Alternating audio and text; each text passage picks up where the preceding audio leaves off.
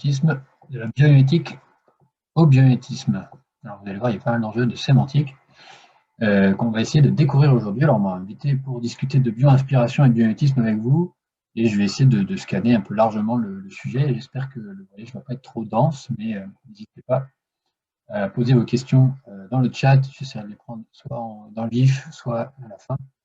Et on pourra, j'espère, avoir un petit peu d'échange sur la fin de la présentation sur toutes ces thématiques. Alors, moi, je m'appelle Hugo Bachelier, je travaille au CIBIOS, qui est une SCIC, une société coopérative d'intérêt collectif, et qui vise à promouvoir la démarche du biomimétisme en, en France, et qui essaie de développer le sujet sur beaucoup d'aspects. Vous allez voir un peu comment on essaie de le pousser. Alors moi, je suis chargé de mission notamment sur les enjeux pédagogiques, la transmission de la thématique, et aussi j'accompagne les territoires régionaux à s'approprier cette démarche-là. On est une vingtaine maintenant sur le sujet.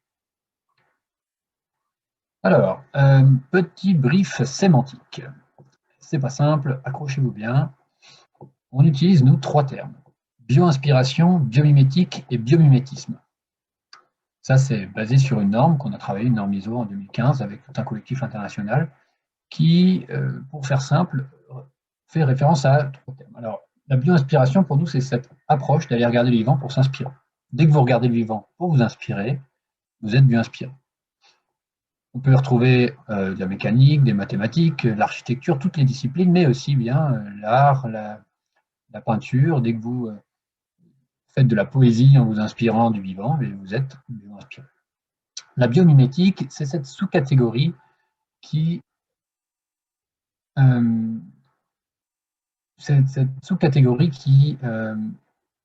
invite à s'inspirer du vivant pour résoudre une problématique technique de l'espèce humaine.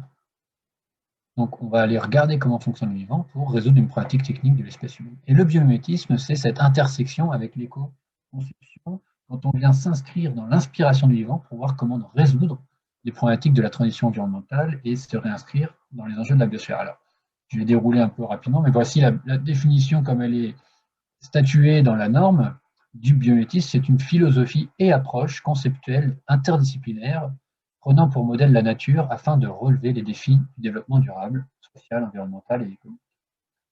Alors, rapidement, voilà, par exemple, quand on parle de bio-inspiration ou de biomorphisme, là, on a vraiment une inspiration du vivant qui est plutôt de l'ordre de l'esthétisme, de la forme. Là, le tabouret n'est pas plus performant parce qu'il ressemble à un femme rose.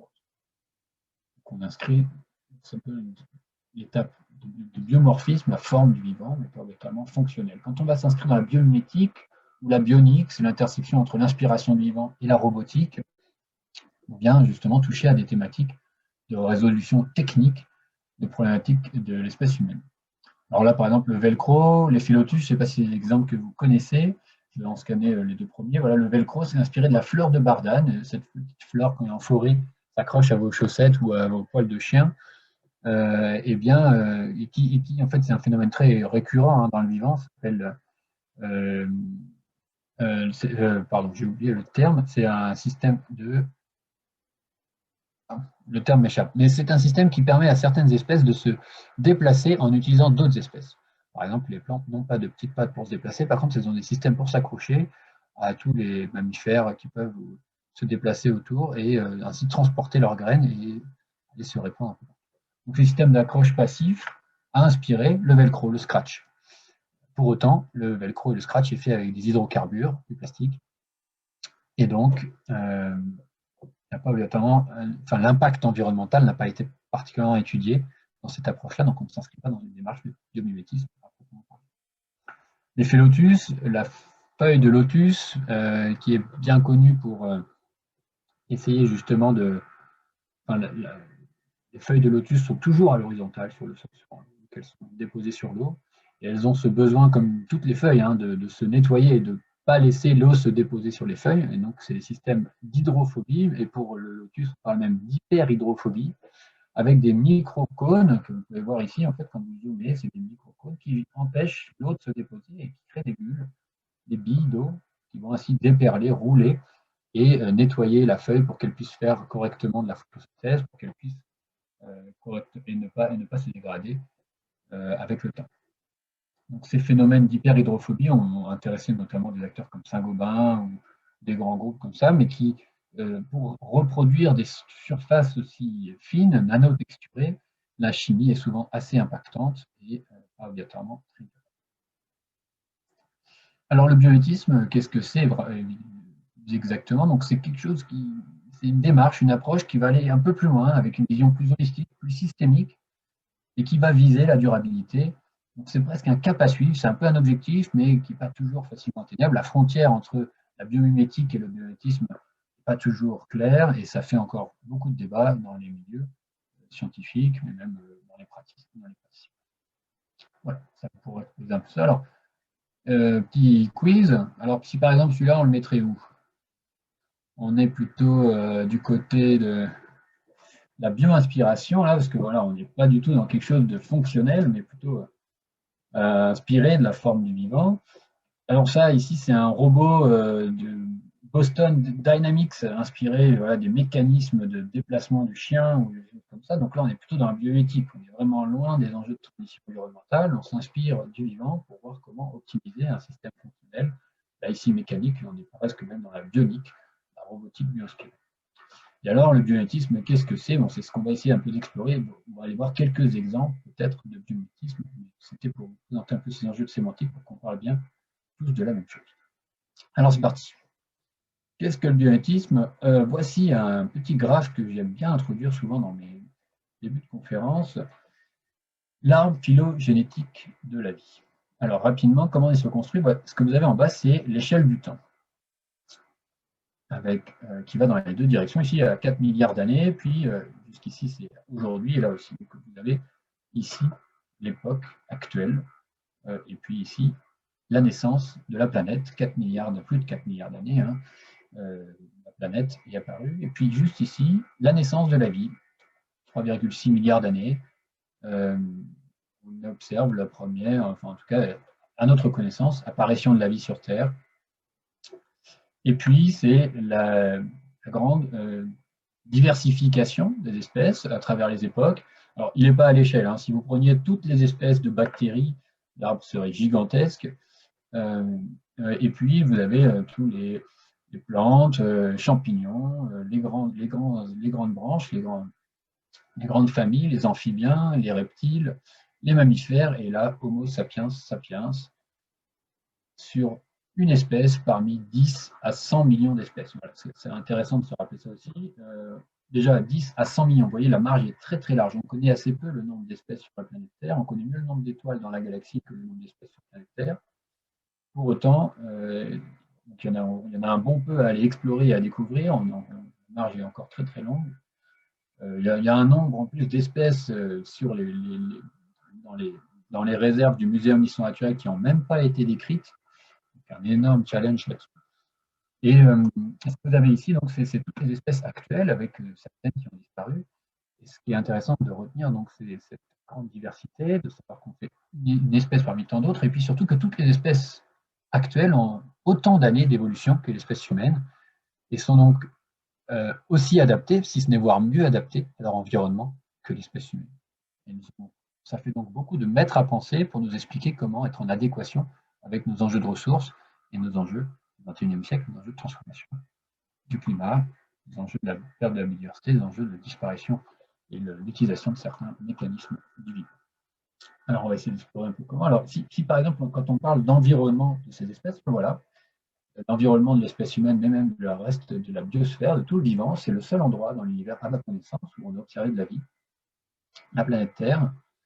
Et ce n'est pas une grosse bille, c'est une bulle, c'est une fine couche autour de cette grande bille. C'est quelques mètres en profondeur, quelques mètres de hauteur, quelques kilomètres. Et c'est sur cette fine couche que s'est développé tout l'écosystème de la vie, toute la biosphère, le fragile équilibre du vivant. Et quand on regarde donc ça sous une forme de système thermodynamique, avec la grande danse du vivant, eh bien, il semble qu'il y ait majoritairement un seul intrant dans ce système, c'est l'énergie solaire, qui est captée par la photosynthèse. Et ensuite, c'est la grande danse des énergies et des matériaux, et de la matière, entre photosynthèse, ensuite herbivore, carnivore. Chacun va essayer d'aller capturer cette énergie qui, initialement, arrive de l'énergie solaire. il semble qu'à notre échelle géologique de temps et que le vivant, en règle générale, semble essayer de, dans cette grande danse des atomes, stocker un atome de manière un peu plus pérenne, c'est le carbone.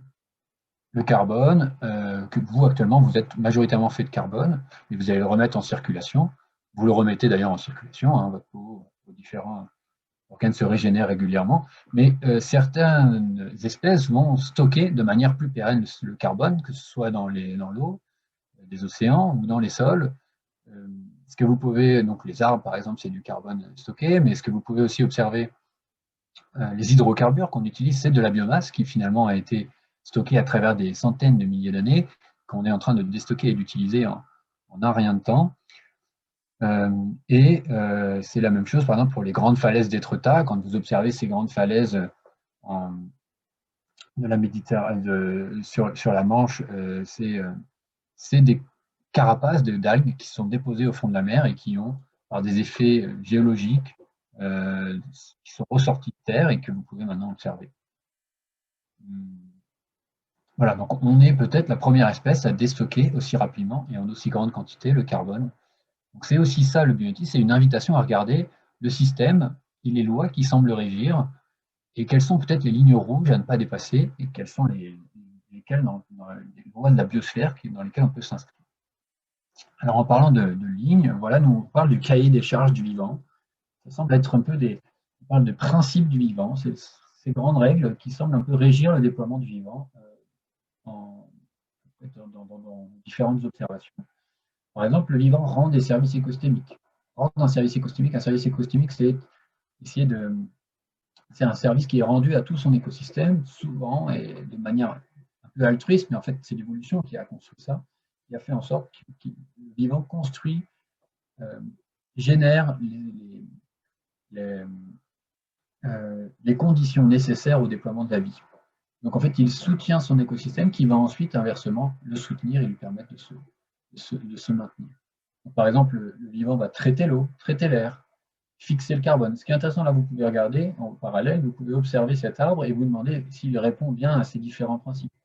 Là, ce que vous observez, là, les feuilles, c'est des panneaux solaires faits température et pression ambiante qui se mangent en fin de journée, d'ailleurs, si vous voulez, panneaux solaires assez excellents, et qui fixe le carbone, qui va ensuite, donc là c'est complètement fait de carbone, qui traite l'air, et qui va aussi traiter l'eau. Le vivant est régénératif, il mise sur la biodiversité. Plus la diversité est riche, plus le vivant va être résilient aussi. Il mise sur la coopération et la symbiose, ne surexploite pas ses ressources. Là, par exemple, cet arbre s'est construit uniquement avec des ressources locales, accessibles, et toute l'énergie qu'il capture est une énergie dont il a accès, à laquelle il a accès, qui est sur son territoire. Il ne va pas chercher d'énergie ailleurs que dans les ressources qui lui sont accessibles. Il utilise les déchets comme ressources. Tout déchet, en fait, la notion de déchet n'existe pas exactement dans le vivant, mais souvent et toujours utilisée par une autre espèce. Alors nous, on est en train évidemment de mettre en circulation des atomes et des molécules qui jusqu'à maintenant ne savaient pas être manipulés ou métabolisés par d'autres espèces, et ça risque peut-être de nous tomber. Le vivant fait sa chimie à température et pression ambiante, utilise les atomes les plus abondants comme le carbone, l'hydrogène, l'oxygène, l'azote. Avec ça, vous avez toute la biodiversité existante sur la planète Terre. S'auto-organise, s'auto-répare. Là, vous voyez, il peut se réparer son écorce. Il est complètement auto-organisé. Là, ce que vous observez, par exemple, c'est des fractales. C'est des systèmes d'organisation optimisés pour capturer un maximum de soleil, mais aussi pour résister au vent, pour être bien organisé pour l'ombrage, pas mal de choses qui se développent et qui s'auto-organisent. Et voilà, et pas qu'il y en a plein d'autres, des exemples de principes vivants. Alors notamment, on a fait un petit jeu de cartes qui s'appelle le jeu des principes du vivant. C'est un jeu de cartes qu'on a monté avec l'Institut des futurs souhaitables et un groupement d'écoles qui s'appelle Épéducation, qui est en ligne, en Creative Commons. Et je vais vous en passer quelques-unes un petit peu pendant cette conférence et en discuter quelques-unes avec vous. Alors voilà, comme je vous disais, par exemple, le vivant fixe le carbone. L'OAN est un déchet encombrant pour l'atmosphère, le carbone, et pour les systèmes vivants, une brique de base de sa composition. Toute matière organique, tant qu'elle ne se décompose pas, fixe et stocke le carbone. Certaines espèces s'appliquent même à extraire complètement le carbone de l'atmosphère, par dissolution dans l'eau ou biominéralisation. À travers notre exploitation des hydrocarbures et du charbon, nous allons à l'opposé d'une grande tendance du vivant qui est d'utiliser ou de stocker le carbone. Imaginez par exemple, demain, nos organisations stockent le carbone, son carbone négatif. Imaginez par exemple, nos murs de bâtiments se construisent en minéralisant ou en synthétisant du carbone. Alors, on a des réflexions qui peuvent être poussées là-dessus et qui sont intéressantes. Je vous ai cité l'exemple des falaises. Alors, je vais faire un petit écart, mais aussi pour vous montrer en quoi les différentes aussi un peu mouvements de réflexion sur les enjeux du bioéthisme, différentes écoles, mais qui vont aussi faire écho aux différents principes. Vous connaissez peut-être le rapport de Meadows, de MIT dans les années 70. C'était le début des études en fait sur la collapsologie, l'étude du collapse. Alors vous allez voir pourquoi. Ils ont en fait modélisé l'évolution des populations humaines et puis évidemment l'évolution des ressources, la consommation des ressources. Et quand les ressources, au bout d'un moment, atteignent un seuil, une limite, la ressource planétaire, eh bien les modélisations suggèrent qu'il va y avoir une chute de la population drastique à un moment. Les prédictions sont pour dans pas longtemps, donc on sait peut-être prendre au sérieux ces différents rapports, parce que jusqu'à maintenant, ces modélisations-là ont été assez vérifiées. C'est le business as usual, on n'a pas dérogé aux différentes courbes proposées par le couple Meadows qui travaillait pour un grand groupe de scientifiques, le Club de Rome.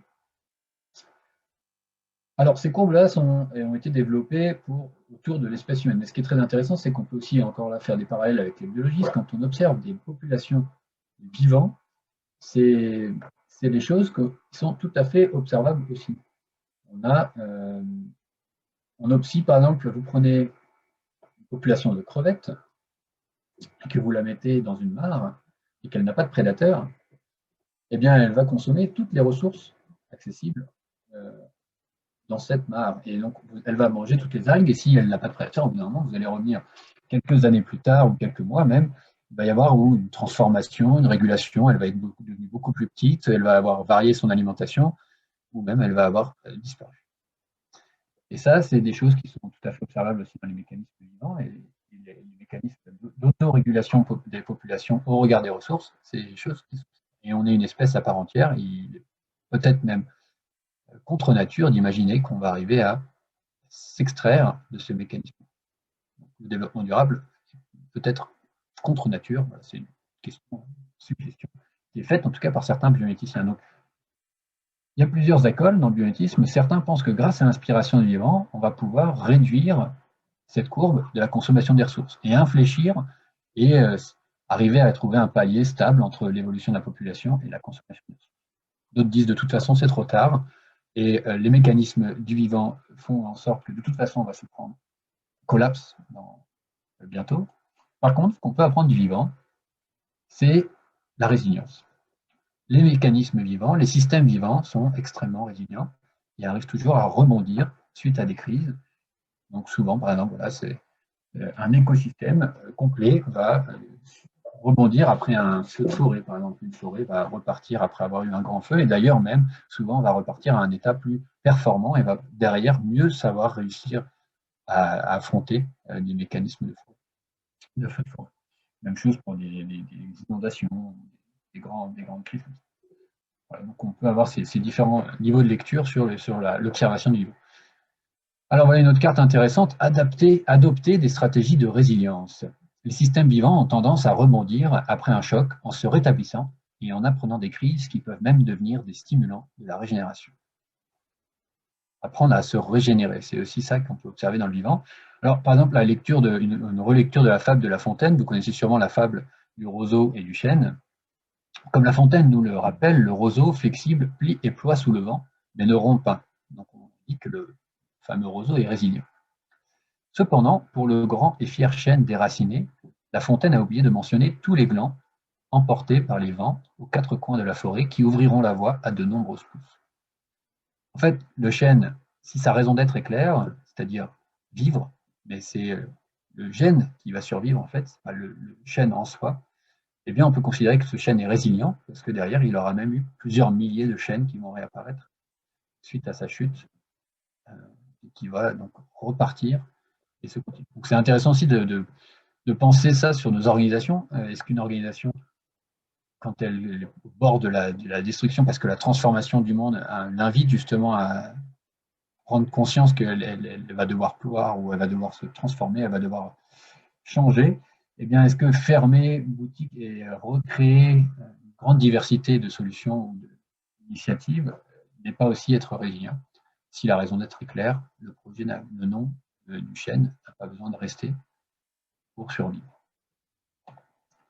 Alors, pour arriver justement à construire des systèmes résilients, il faut vraiment s'inscrire dans des services écosystémiques, dans le régénératif. Alors, les services écosystémiques, c'est une suggestion qui a été faite. Là, par exemple, c'est un graphique proposé par WWF qui invite à se pencher sur les différents types de services écosystémiques. Vous voyez, il y en a pas mal. Des services, mais c'est une vision très anthropocentrée. C'est des services qui sont rendus par les autres espèces à l'espèce humaine. Par exemple, cette grande catégorie culturelle, c'est clair que c'est des choses qui sont rendues par le vivant à l'espèce humaine, avec des valeurs spirituelles, religieuses. Il y a beaucoup de sites naturels qui ont ces grandes valeurs, des valeurs esthétiques, de loisirs, d'écotourisme, de santé mentale et physique. Mais ce n'est pas anodin, c'est quand même des réalités. Tout l'approvisionnement, alimentation, ressources médicinales, eau douce, tout le vivant nous rend ces différents services écosystémiques-là, la photosynthèse, la régulation du climat, la régulation de l'eau. La question qu'on peut poser, c'est comment nos organisations pourront rendre ces différents services écosystémiques pour maintenir les écosystèmes. Est-ce que votre organisation produit de l'alimentation? Est-ce qu'elle régule le climat? Est-ce qu'elle régule la qualité de l'air? Et c'est des questions qui sont posées à la fois pour les organisations, mais aussi pour les bâtis, pour les villes. C'est une manière de voir le projet sous son angle régénératif. Par exemple, le vivant, lui, toujours constitue un tout généreux en service pour son écosystème. Dans les écosystèmes, les interactions entre espèces et leur milieu génèrent un ensemble de services utiles à tous. On parle de services écosystémiques. Générés de manière gracieuse, ils sont utiles à d'autres espèces et à la globalité de l'écosystème. Donc là, par exemple, je vous présente l'exemple des champignons, peut-être bien connu, que vous connaissez déjà, mais de par leur large réseau racinaire, les champignons stabilisent et structurent les sols en empêchant l'érosion. De plus, ils fournissent aux arbres des sels minéraux et de l'eau résiduelle en cas de sécheresse. En échange, ces derniers leur donnent des sucres. Les mycéliums connectent les racines des arbres entre elles et favorisent les échanges, y compris entre des espèces différentes. Vous voyez, on a vraiment des phénomènes de symbiose très, très explicites dans les forêts et qui permettent à tous de s'y retrouver, que ce soit le mycélium, les arbres, et on se retrouve avec une forme de synergie, des choses que ne pouvaient pas faire les arbres, que maintenant les champignons leur ont permis de faire, et inversement. Bon, il y a quelques cartes, hein, je vous en ai présenté quelques-unes, mais il y en a plein d'autres à explorer. Voilà des champs d'application sur lesquels on peut se pencher aussi si on veut s'intéresser aux enjeux de la bioinspiration. Donc, par exemple, comme je vous ai dit, l'enjeu énergétique, majoritairement plugué sur l'énergie solaire, et ensuite avec tout un panel de mécanismes pour récupérer et stocker cette différente énergie, séquestration du CO2 et plein d'optimisations de consommation énergétique dans le vivant. Des matériaux extrêmement performants, hiérarchisés, hybrides, composites, très très complexes, multifonctionnels. Imaginez votre peau, la complexité de votre peau, et de n'importe quelle aussi structure. Mais votre peau, elle va être auto-réparée, auto-réparable, biodégradable. Et en plus, elle vous protège de pas mal de choses de la maladie. Elle vous protège aussi des différentes de l'eau, elle est hyper hydrophobe, elle va aussi avoir des fonctionnalités de couleur, de transformation, de protection de la lumière, des UV. Voilà. On a des matériaux très très multifonctionnels et pour autant, fait avec cette chimie-là, les composés les plus abondants, c'est-à-dire carbone, hydrogène, oxygène, et avec ça vous avez un matériau incroyablement performant, à température, à pression pleine. Savez-vous qu'on peut produire, alors est-ce que je l'ai mis là? Non. Savez-vous qu'on peut produire du verre à température et à pression ambiante en s'inspirant du vivant? Certaines espèces arrivent à produire du verre à température et pression ambiante. Nous, on produit du verre à plus de 1400 degrés, alors que le vivant arrive à le faire dans un chaos absolu. Au milieu de l'eau, c'est des algues qui s'appellent les diatomées, qui produisent des petites surfaces, des petites coquilles en silice, qui sont extrêmement intéressantes à étudier. Avec un solvant universel qui est l'eau, alors ça c'est de la chimie très complexe. Les chimistes pourront vous dire, arriver à faire de la chimie dans l'eau, c'est très dur. Un autre truc assez intéressant aussi, vous saviez que le vivant fait énormément d'informatique. L'informatique, c'est quoi? C'est traiter, capter, stocker de la donnée. vous, actuellement, vous êtes en train de capter, stocker, traiter de la donnée, j'espère, en m'écoutant, en regardant, avec plein de types de capteurs, des senseurs acoustiques, olfactifs. Et tous ces senseurs, encore une fois, sont faits avec cette chimie-là, des matériaux abondants, complètement biodégradables. Ça repose complètement les questions aussi sur la manière de penser nos hardware, nos mécanismes technologiques et numériques, mais aussi nos softwares. Comment c'est traiter l'information dans notre cerveau, comment elle est stockée, comment elle est processée, plein de choses à aller explorer. Et alors oui, donc un petit exemple aussi sur les enjeux de l'eau, qui est un très beau projet, je trouve. C'est un projet de Suez, environnement, qui s'est penché sur l'enjeu d'épuration de l'eau, une station d'épuration bio-inspirée en demandant mais comment ça fonctionne dans les systèmes vivants. Finalement, dans les systèmes vivants, c'est surtout une grande diversité d'espèces qui vont capter plein de types de polluants. En fait, ce qu'ils ont fait, c'est qu'ils ont recréé toute une zone humide avec tout un parcours pour l'eau qui va véhiculer à travers une grande diversité d'espèces. Et ce que vous observez ici en entrée, c'est tous les polluants dans l'eau, et puis en sortie, vous avez une grande diminution des polluants parce qu'ils ont été stockés dans une grande diversité d'espèces. Alors, pas mal de choses intéressantes à dire sur ce projet-là, mais notamment, on est dans une symbiose avec le vivant. On remet en place, on ne sait pas arriver à capter certains polluants, et donc ça va servir, certaines plantes vont arriver à le stocker. Et en plus de ça, ce qu'on observe sur cette zone humide, c'est une grande réapparition de beaucoup d'espèces. On a une diversité qui revient et qui réapparaît.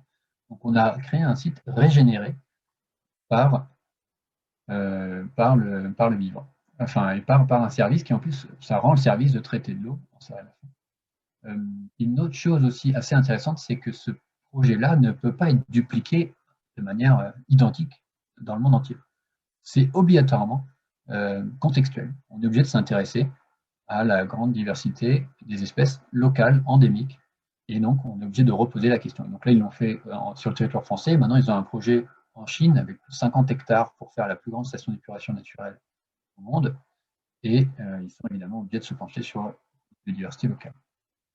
Alors si on va regarder d'autres modalités sur des angles d'approche un peu distincts, on peut aussi parler de l'agriculture, l'architecture, les organisations et modèles économiques. Alors l'agriculture, je ne vais pas vous apprendre grand-chose avec la permaculture, l'agroforesterie, c'est justement une démarche très bio-inspirée, c'est de se dire comment remettre en place des synergies avec le vivant, comment recréer des écosystèmes qui sont résilients, et on met en place, par exemple, pas uniquement une biodiversité riche en produits alimentaires, mais aussi on prend soin du sol, on prend soin de toutes ces espèces qui, autour, permettent la résilience du système et permettent de créer un système équilibré. Est-ce que j'ai quelque chose là-dessus? Non. Et alors, si par exemple, on parle d'architecture, d'habitat bio-inspiré, on a pas mal de choses à dire aussi là-dessus. Si par exemple, on pense une ville comme un système, comme un écosystème. Comme tous les écosystèmes, ils vont devoir changer avec le changement climatique, ils vont devoir s'adapter à la transformation du climat. Et donc, comment, par exemple, penser un droit urbain bio-inspiré? Il y a des réflexions là-dessus, des thèses qui se disent, mais très bien, donc si une ville, comme un écosystème, doit évoluer, comment penser le droit urbain évolutif? Comment proposer un droit urbain qui permet de ne pas se scléroser dans du patrimoine? On peut aussi penser le projet sous l'angle de l'habitat régénératif.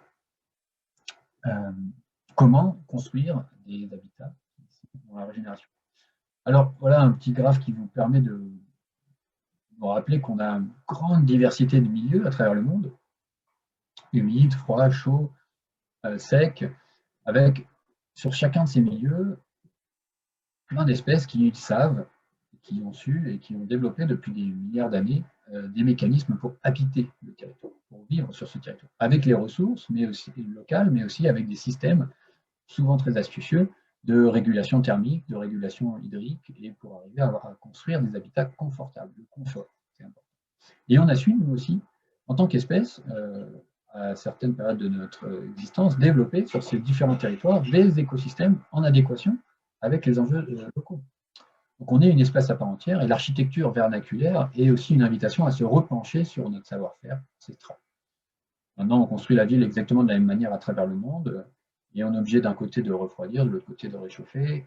On a plein de problèmes hydriques, des problèmes de température, des problèmes de matériaux qu'on importe de tout à travers le monde. C'est aussi cette invitation-là, de se pencher sur les savoirs endémiques. Voilà un bel exemple d'architecture mieux inspirée, le Eastgate Building au Zimbabwe, qui est un bâtiment, un architecte qui s'appelle Matt Pierce, qui s'est intéressé, qui est très intéressé par la démarche de bioinspiration, qui s'est intéressé aux termitières dans cette zone-là. Donc c'est des, des zones dans le monde où il fait très froid la nuit et très chaud la journée, avec une grande variation de température, mais quand même avec une grande température en journée surtout. Et donc il a observé ce que faisaient les termites qui, elles, ont un système de, en fait, on n'est pas les premiers à avoir inventé l'agriculture, loin de là, hein. Les termites voilà, cultivent des champignons dans leur termitière et avaient besoin de réguler hydriquement, thermiquement, leur environnement pour que le champignon puisse se déployer de manière la plus performante possible. Et on a regardé donc ces puits naturels qui finalement se rappellent un peu des puits canadiens qu'on a pu aussi nous-mêmes développer et inventer, mais plus performants et plus adaptés aussi au contexte local. Et il a redéveloppé ce système de mécanisme naturel, de flux d'air, qui permet, avec une grande cheminée centrale, d'évacuer l'air chaud. Donc là, on a ce qui est très bien dans ce projet, c'est que ça montre qu'on n'est pas obligé de faire de la nanotechnologie non plus pour arriver à développer des solutions bien inspirées. Ici, on a observé le système et on utilise des matériaux locaux très connus, très simples, de la brique, de la terre cuite, tout en ayant un système de régulation thermique passif, donc zéro maintenance, et qui sera donc fonctionnel ad vitam aeternam. Ils ont fait plus de 90% d'économie énergétique, c'est très performant, et on a vraiment une solution très astucieuse et low-tech. Voilà une autre manière de penser aussi le projet de territoire bien inspiré.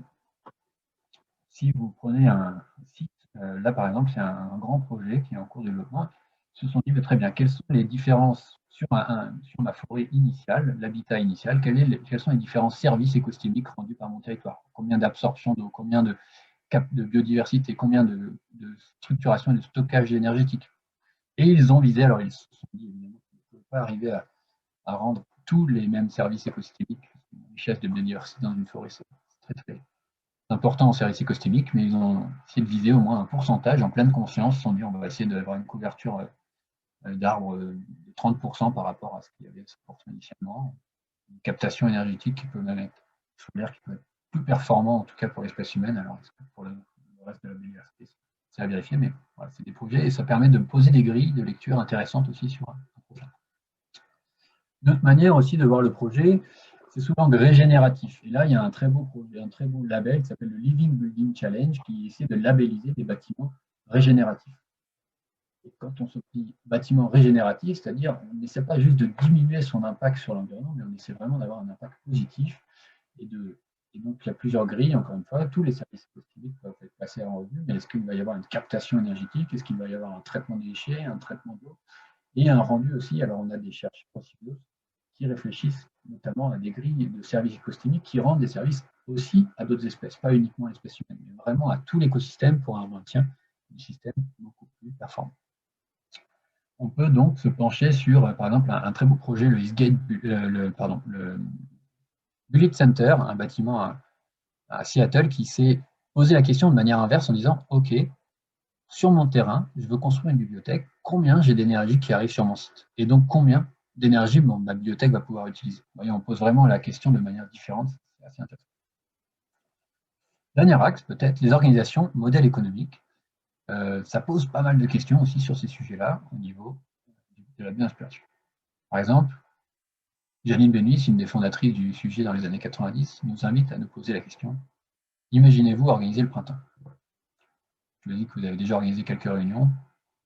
Le printemps, c'est quand même une autre paire de manches. C'est plusieurs dizaines de milliers d'espèces qui, chaque année, se réunissent et arrivent à embarquer sur les enjeux du bioéthisme et arrivent à se réunir au même moment et à se réveiller, à s'éveiller à travers le monde. Voilà, un beau projet complètement auto-organisé. Alors après, c'est question de point de vue, hein, mais normalement, il n'y a pas de grand architecte là-dedans et tout ça se fait de proche en proche, petit à petit. Voilà, par exemple, un bel exemple aussi d'auto-organisation. Les processus et étapes successives d'auto-organisation nécessitent des flux de matière, d'énergie et d'information et font partie des caractéristiques fondamentales de la vie. Le bel exemple de la ronde de l'empereur, les empereurs, les manchots empereurs en Antarctique se réunissent en masse compacte pour se réchauffer. La température est très élevée au centre du groupe et très froide sur les côtés. La rotation des manchots se fait naturellement entre l'intérieur et l'extérieur. Il leur permet ainsi de survivre collectivement à des températures extrêmes. En fait, comme il fait trop chaud à l'intérieur, ceux à l'intérieur veulent sortir et comme il fait trop froid à l'extérieur, ils veulent rentrer. Voilà, donc on a un système simple, tout bête, mais comme ça, tout le monde, à un moment, a un peu de chaleur et un peu de froid. Et le système s'auto-organise comme ça. Et si, justement, il faisait juste tout à fait bon à l'intérieur, mais ça ne marcherait pas et les manchots ne réalisent pas. En tout cas, il y a eu une évolution qui s'est mise en place. Et puis, ça questionne ce graphique-là. Alors, vous le connaissez sûrement, hein, développement durable, économie, sociale, écologique. Quand on arrive à équilibrer les trois, on fait du durable. Nous, on est peut-être un peu rétrograde dans l'écosystème du bioéthique, mais on va plutôt revenir à René Passé dans les années 70, qui nous disait attention, et voilà, tout à l'heure, on n'utilise pas le terme de nature, mais vraiment de biosphère. C'est cette bulle, cette bille au milieu de l'univers, c'est 10 à 100 millions d'espèces que je vous ai présentées tout à l'heure, avec au sein de cette espèce-là, une espèce, Homo sapiens sapiens, qui est complètement dépendante du reste du vivant. L'air que vous respirez, c'est parce que d'autres espèces l'ont traité, l'ont enrichi en oxygène pour vous. Tout ce que vous mangez dans votre assiette tous les midis, c'est une grande diversité d'espèces. Hein. Et puis, au sein de cette espèce-là, Homo sapiens sapiens, ça a été développé un outil, l'économie, les imaginaires, des organisations. Ce sont des outils qui sont très puissants et qui permettent de construire et de faire société. Pour autant, on est peut-être la seule espèce à avoir des problématiques de fin du mois, des problématiques de dette, des problématiques d'emploi. Donc, on peut aussi poser la pertinence sur certaines choses, la pertinence des modèles, la pertinence des outils qu'on utilise, la pertinence de la monnaie, la pertinence de pas mal de choses qui ne sont pas toujours au service de la biosphère. Donc, une chose est sûre, tous nos mécanismes doivent être mis au service de cette biosphère et de l'espèce humaine, donc là c'est question de point de vue encore, pour arriver à maintenir une résilience et un système soutenable et viable, parce que l'espèce humaine est complètement dépendante et interdépendante avec l'humain. Bon, je ne suis pas sûr, celle-là, elle est un peu complexe. Il est un peu débordé déjà, mais il va falloir qu'on avance. Alors, je vais juste faire un petit écart sur les enjeux de low-tech, biométisme et complexité. Je ne sais pas si vous êtes familier avec la low-tech. La low-tech, qu'est-ce que c'est ma diapo a sauté. Mais voilà comment ça pourrait se décrire. C'est une technologie utile, accessible et durable. Alors, utile parce qu'elle est déjà faite pour tout le monde, avec une fonctionnalité très concrète. Accessible dans le sens avec les matériaux qui sont de fabrication locale, qui en même temps c'est un savoir-faire assez simple, tout le monde peut la faire. Elle est réparable, donc durable dans le temps. Elle a un faible impact écologique et elle est économique, accessible pour tous. C'est ça aussi l'objectif. Voilà comment se décrit un peu les low-tech. Il y a plein d'organisations qui promeuvent la low-tech. Et ça pose vraiment aussi la question de la technique et de la technologie, comment on la met vraiment au service de la population dans sa globalité et au service d'une fonction très clairement définie pour répondre à la pyramide de Maslow, vraiment les besoins fondamentaux, mais derrière, pour arriver à construire un besoin, mais répondre à un besoin. C'est là où il y a pas mal de réflexions. Alors, par contre, c'est posé la question quand même à un moment, quand moi j'ai commencé à réfléchir à qu'est-ce que ça voudrait dire qu'un bioéthisme low-tech, ou du bioéthisme low-tech, de la low-tech bio-inspirée. Et en discutant avec un des experts en France sur le sujet, il me disait, donc lui il a fait un il a construit un bateau complètement fait en fibre de jute. Quand il était au Bangladesh, il a fait un voyage pour référencer toutes les low-tech qui pouvaient trembler. Et quand il est revenu à bon port avec son bateau et qu'il a énuméré les différentes low-tech qu'il avait récupérées, il a dit quand même la plus belle des low-tech et la plus pratique que j'avais, c'était ma poule. Alors pourquoi? Parce qu'il disait, ah, trop bien, cette poule, quand je lui donne mes déchets, elle me fait un œuf. Super machine, ça marche top top. Sauf que ma poule, ben moi, ça m'a fait tilt, elle n'est pas réparable. Quand vous la faites griller le dimanche midi en famille, vous ne pouvez pas reconstruire votre poule le lundi. C'est d'une complexité monstre, comme cette poule qui est un peu monstrueuse. mais qui, voilà, quand on a cette complexité-là, il est presque hautain de notre part d'essayer de reproduire le mécanisme de la poule, de reproduire la complexité de cette poule. Nous, ce qu'on nous demande en tant qu'ingénieur, en tant que concepteur, en tant que designer, en tant qu'architecte, c'est de créer et de répondre à des systèmes complexes de la transition environnementale. On nous demande de répondre aux enjeux de la transition environnementale. Pourtant, comme je dis, c'est des problèmes complexes et donc ça nécessite des solutions qui s'inscrivent dans la complexité. Donc si on nous dit, essayez de dessiner cette poule pour obtenir des œufs avec voilà, cette poule, elle est faite à température, pression ambiante, encore une fois, avec les atomes abondants, c'est un système qui remplit tout le cahier des charges du vivant. Pour autant, on n'arrivera peut-être pas à obtenir cette. Si on essaie de faire ça à l'usine, on va plutôt se retrouver avec un truc comme ça, autre chose. Mais alors, comment faire? Pourquoi finalement cette poule est quand même quelque chose de low-tech? Pourquoi elle est accessible et tout le monde peut avoir une poule? Parce que, de manière très simple, vous avez un œuf, vous le réchauffez un peu, vous en prenez soin, vous avez un poussin, et puis vous le nourrissez, puis vous avez une poule. Voilà le processus, le design du processus a été résumé sur cette slide de manière extrêmement simpliste. Tout le monde a cette capacité de créer des systèmes complexes, mais tout simplement, il ne faut pas espérer pouvoir dessiner et comprendre la totalité de la complexité, mais il faut plutôt s'inscrire dans les designs de processus d'auto-organisation. C'est là où c'est vraiment important de comprendre que le vivant est auto-organisé. Profiter de cette auto-organisation-là, profiter justement et de remettre en place des symbioses avec le vivant pour arriver à designer des processus complexes. C'est la même chose dans l'organisation. Si on veut arriver à accompagner l'auto-organisation d'un système complexe ou d'une réponse complexe dans nos organisations, eh bien, il faut plutôt aider l'auto-organisation et l'apparition de la solution. Et donc ça, c'est aussi ce qui est invité avec les solutions fondées sur la nature, qui est aussi une approche finalement bio-inspirée, c'est de remettre en place des systèmes de symbiose avec le vivant pour répondre à des problématiques extrêmement complexes, mais tout simplement en prenant pleinement conscience qu'on ne comprend pas tout et qu'on ne maîtrise pas tout, mais qu'il y a des partenariats à mettre en place avec le vivant. Ça, d'autres l'ont bien compris avant nous. C'est aussi une invitation, alors c'est un très beau bouquin que je vous invite à consulter, Low Tech, Tech comme Traditional Ecological Knowledge, c'est toute une science et de la recherche qui va se pencher sur les savoirs traditionnels, notamment sur leur capacité à se remettre en symbiose avec le vivant et à créer des partenariats et à créer des écosystèmes résilients dans leur communauté. Que ce soit au niveau de la gouvernance, que ce soit au niveau des techniques, que ce soit au niveau des savoir-faire alimentaires, construction d'habitat, voilà, ils sont souvent adaptés à leur écosystème et c'est aujourd'hui, on est une espèce à part entière qui savons, qui avons su nous adapter à nos environnements. Mais même nous, sur nos territoires aussi, on a des choses intéressantes qui se déploient. On n'est pas obligé d'aller chercher au fin fond de la forêt amazonienne ou indonésienne pour rencontrer ce genre de réflexion. Et puis, on a par exemple la permaculture à son extrême. Là, les forêts-jardins sont des écosystèmes où on recrée complètement un espace forestier.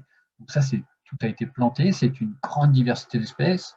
Il y en a plusieurs sur le territoire français. C'est des milliers d'espèces différentes sur un même site, toutes comestibles d'une manière ou d'une autre, et qui recréent un écosystème résilient et qui ne méritent presque plus aucun maintenance, aucun soutien, et qui sont des écosystèmes qui vont se maintenir et qu'on va pouvoir donc repasser à notre chasseur-cueilleur initialement. Est-ce que c'est tout à fait souhaitable? En tout cas, ça donne envie, mais est-ce que ça, en tout cas, ça peut répondre à toutes les problématiques? Je ne sais pas, mais c'est vraiment ici la recréation d'un système complexe. Alors pour aller approfondir un peu ces différents sujets, je vous invite à lire les différents socialtaires, super revues, notamment les dernières séries sur le réveil des imaginaires, tout simplement parce que ça va être un grand combat, comme on disait tout à l'heure, c'est aussi cette sensibilité, cet imaginaire, les différents modèles, est-ce que c'est la monnaie, est-ce que c'est les organisations, comment on embarque sur d'autres manières de percevoir le monde, de vivre le monde, et une grande nécessité à renouer avec le vivant, notamment Baptiste Morisot, qui est rédacteur en chef, et Alain Damasio ici. Je ne sais pas si vous avez lu Les Furtifs, je vous invite fortement aussi à le lire. Voilà, alors, peut-être dernière partie sur les enjeux et contextes internationaux et nationaux. Alors, comment ça se déploie tout ça en France et international? On n'est pas les seuls à s'y pencher en France. On a, au niveau européen. Donc là, c'est un petit focus au niveau européen, mais les Allemands ont pas mal d'avance sur le sujet, mais ils sont plutôt orientés sur la bionique et la biomimétique. Ils ont énormément de laboratoires, de centres de recherche qui se déploient sur tous ces sujets-là. La Suisse leur a emboîté le pas aussi avec l'ouverture d'un centre dédié à cette thématique. Et puis des écosystèmes un peu moins organisés se structurent sur les autres territoires. Le Sybios en France, tout simplement parce que nous, on a en France quand même des cartes à jouer, on n'est pas du tout en reste là-dessus, avec plus de 200 équipes de recherche déjà embarquées et mobilisées sur les enjeux du bioéthisme autour des thématiques des énergies, matériaux, information, eau, chimie verte, agriculture, j'en passe, il y en a plein d'autres. L'architecture bio-inspirée, les organisations bio-inspirées. Et puis, on a aussi une autre carte incroyable, c'est notre patrimoine naturel, avec une biodiversité extrêmement riche. Plus de 10% de la biodiversité mondiale est représentée sur le territoire français. On a le deuxième espace maritime au monde. Et vous vous doutez bien, c'est quand même grâce à nos territoires outre-mer aussi qu'on a une très très grande biodiversité, Guyane, Réunion, Polynésie française, Nouvelle-Calédonie. Et puis, la troisième plus belle collection mondiale de spécimens au Muséum d'histoire naturelle, avec qui on travaille en étroite collaboration pour déployer la bioinspiration au musée. De plusieurs rapports institutionnels aussi qui présentent et qui décrivent le bioéthisme comme une véritable approche et solution pour la transition environnementale et comme levier de la transition écologique. Et puis des rapports, notamment celui-ci, le CNRS a intégré dans son rapport de performance, ses objectifs de performance dernièrement, et puis on a fait un rapport avec France Stratégie, l'organe de prospective du bioéthisme, pour présenter les leviers et les perspectives de développement du bioéthisme en France, notamment sous l'angle des grands ODD, les 17 ODD, objectifs du développement durable, voir comment l'écosystème du bioéthisme pouvait répondre justement et soutenir la réponse à ces objectifs du développement durable. Alors le Sybios est apparu un peu dans tout ça. Notre objectif, c'est centre d'études et d'expertise et réseau d'acteurs industriels et académiques nationales. Nous espérons accélérer la transition sociale par cette démarche de bioéthisme en fédérant les acteurs. En fédérant et en outillant la majeure partie des acteurs. On est engagé, on a un énorme écosystème qu'on essaie d'embarquer, de faire monter en compétence sur plusieurs axes. On accompagne de nombreux projets industriels avec de la biblio. En fait, l'idée, c'est surtout d'essayer de faire connaître cette thématique dont on est complètement convaincu du potentiel et surtout d'essayer de le rendre opérationnel pour trouver. Donc, on a des projets de recherche méthodologique, notamment sur comment déployer et faire du bioéthisme dans les organisations avec de nombreux partenaires. Et puis, on accompagne des projets industriels pour garder un pied auprès de l'industrie et embarquer de l'étude biographique jusqu'au prototypage et voir comment tout ça peut se déployer. Et même, là, on est en train d'étudier pour accompagner les entreprises dans leur transformation en entreprise régénérative. Re-questionner sur ces sujets-là et se dire comment une entreprise peut être régénérative complètement, que ce soit dans ses produits, dans ses manières de faire, dans son organisation, sur son territoire, auprès de son écosystème. On contribue à la formation, on a ouvert notamment 2 masters, on ouvre un 3e prochainement sur les enjeux du bioéthisme, on accompagne beaucoup des mises en place de cours et de formations sur ces sujets-là. Énormément d'apparitions médiatiques aussi pour communiquer, transmettre, structurer. Et puis, et dernièrement, on essaie de préfigurer des plateformes techniques et de développement de démonstration. Notamment, on a apporté un projet d'investissement d'avenir cet été pour déployer la structuration de la donnée biologique du vivant au Muséum d'histoire naturelle et la caractérisation des matériaux du vivant. C'est un projet qui vise à structurer et à organiser la donnée biologique et à voir comment on peut faire des transferts au niveau technique. On a aussi des plateformes qui vont s'ouvrir peut-être à Biarritz sur le biomimétisme marin. On va peut-être avoir des réflexions aussi en Hauts-de-France sur ces sujets. Voilà quelques travaux et publications que je vous invite à consulter qui sont sur notre site web, sur l'habitat bio-inspiré, les matériaux bio-inspirés, les enjeux de la formation et de la pédagogie, et puis différents rapports aussi thématiques, l'état des lieux du bioéthisme en France, le potentiel pour le déploiement du sujet sur le territoire, en Nouvelle-Aquitaine également, pas mal d'actions comme ça qui permettre de pousser. Et puis on a monté des groupes de travail aussi, avec notamment sur les enjeux de la mobilité bio-inspirée, l'habitat bio-inspiré, avec un Bio City Lab, tout un écosystème d'architectes, de promoteurs, d'acteurs pour réfléchir comment construire la ville régénérative et bio-inspirée concrètement et lancer des appels à projets sur ce sujet. L'objectif auprès de notre écosystème, pardon, l'image est un peu mais l'objectif auprès de notre écosystème, c'est de les faire monter majoritairement sur 3 axes. La maturité en biomimétisme, c'est de passer d'un axe sensibilisé à un processus internalisé, certifié, de passer d'une réduction d'impact à carrément un impact régénératif et de l'innovation fermée à l'innovation ouverte, collaborative. Nous, notre objectif, c'est vraiment de viser l'impact et la transition. Puis un dernier petit projet que je voulais vous partager, qu'on trouve sympa. On a monté avec Make Sense, une structure qui promeut l'entrepreneuriat à impact sociétal positif. Et Newcorp Conseil qui organise la BioIM Expo, la grande réunion des bioéthiciens en France chaque année. Euh, L'objectif était de lancer une nouvelle génération d'entrepreneurs bio-inspirés à impact positif, tout simplement parce que c'est peut-être avec eux qu'on peut construire plus facilement et plus directement des modèles économiques régénératifs tout de suite, s'inscrire là-dedans. Et surtout parce qu'il y a une énorme communauté de jeunes qui ont envie de se penser sur ces sujets-là et qui sont très curieux et ça a bien marché. On a fait une première session l'année dernière avec plus de 120 participants qui ont généré une vingtaine de projets entrepreneuriaux qui maintenant continuent dans des concours, dans des différentes choses qu'on accompagne. Il va y avoir d'autres sessions pour l'année 2020.